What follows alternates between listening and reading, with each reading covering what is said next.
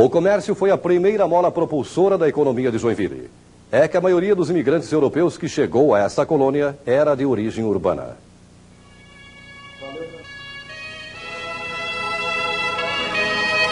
Em pouco tempo, o espírito empreendedor e uma enorme vontade de vencer auxiliaram a transformar a cidade num importante polo comercial.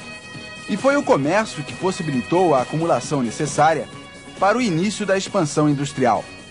Ainda hoje podemos encontrar os remanescentes desse tempo.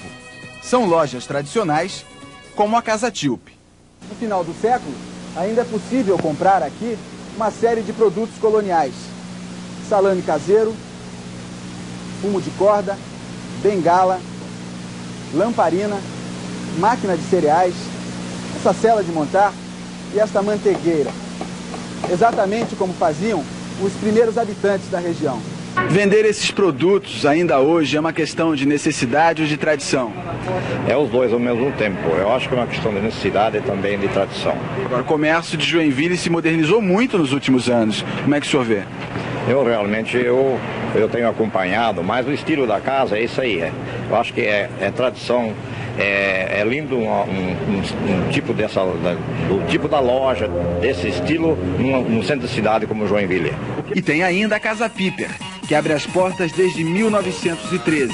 As relojoarias Cliques e Balmer, estabelecimentos quase centenários. O perfil econômico de Joinville se alterou muito de lá para cá. E pela própria situação geográfica de Joinville, que é uma cidade plana, houve nos últimos anos uma grande expansão da área comercial para os bairros, coisa que até há poucos anos não acontecia, havia uma grande concentração no centro da cidade. E isso propiciou que uma multiplicidade muito grande de empresas pequenas, familiares, geridas por famílias, pudesse se desenvolver. E esse é hoje exatamente o perfil do comércio de Joinville. A força do comércio está num número muito grande de pequenas empresas geridas de forma familiar, que se aproximam do consumidor, procurando mais do que vender um produto, prestar um serviço ao consumidor.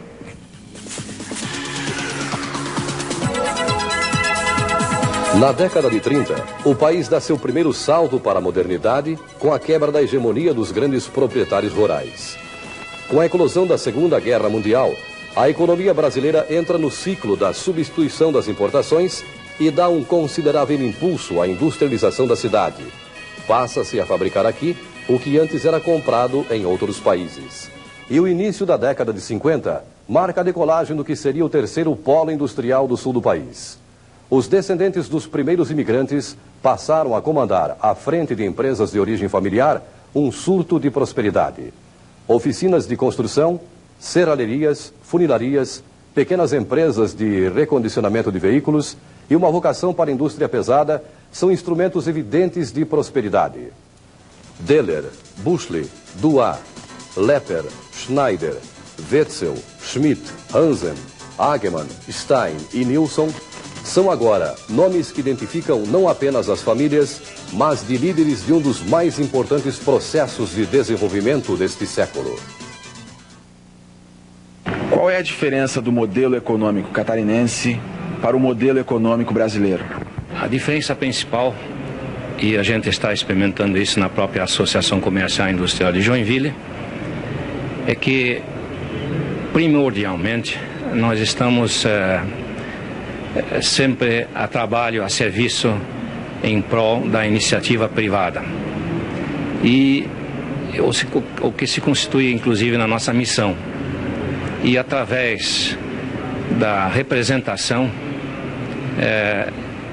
dar o apoio ao empresário joinvilense, essencialmente, principalmente, e também à própria comunidade. Nesses 80 anos de história, a associação deixou de fazer mais do que podia? Não, porque sempre o esforço foi, eu diria, máximo, dentro das condições ambientais, dentro das circunstâncias todas, o esforço foi feito o máximo possível, honestamente. Isso explica porque as taxas de produtividade aqui são as mais elevadas do país. E também a transformação em poucas décadas de pequenas em médias e grandes empresas. Além disso, Santa Catarina tem um dos maiores índices de democratização do capital no país. num regime de respeito ao pequeno empresário, desenvolve-se dentro desse modelo uma experiência inovadora de subcontratação, estimulando a criatividade e dinamizando o parque industrial. Transformada em números, a realidade joinvilense impressiona qualquer sociólogo ou economista. A partir da década de 50, a evolução industrial avança por saltos. Em 25 anos, o número de empresas quase duplicou.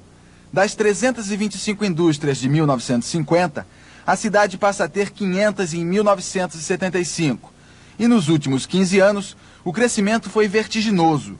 Em 1990, a Secretaria de Planejamento da Prefeitura registrava a existência de 850 estabelecimentos industriais, que somam quase 1.500 se contarmos as pequenas e microempresas. O número de empregados na indústria acompanha essa evolução. Eram pouco mais de 7.000 trabalhadores registrados em 1954. 10 anos depois, Joinville passa a ter mais que o dobro. E de 1975 a 1990, os números quase triplicam. A industrialização acelera o crescimento urbano e, a partir da década de 60, Joinville experimenta uma verdadeira explosão demográfica. A criação de novos empregos e a crescente necessidade de mão de obra atraem novas levas de imigrantes de outras regiões do país.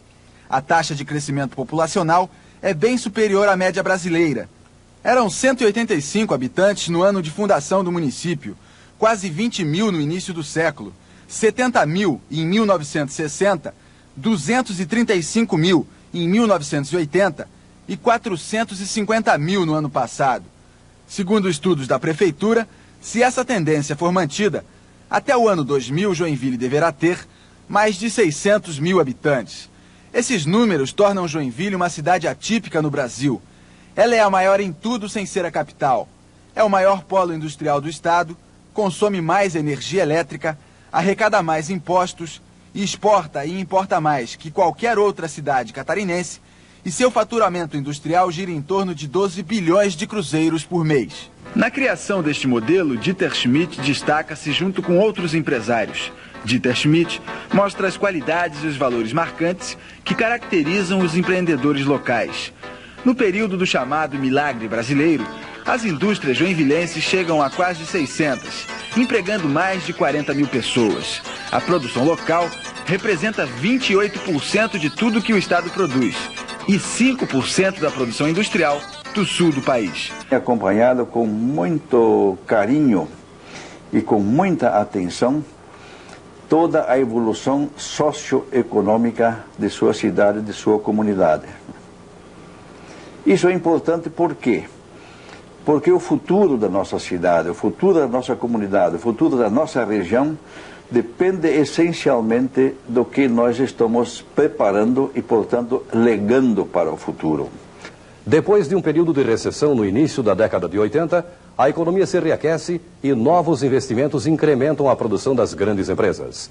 Elas modernizam as máquinas e informatizam a linha de produção. Nas empresas de origem familiar, inicia-se uma crescente profissionalização dos quadros administrativos.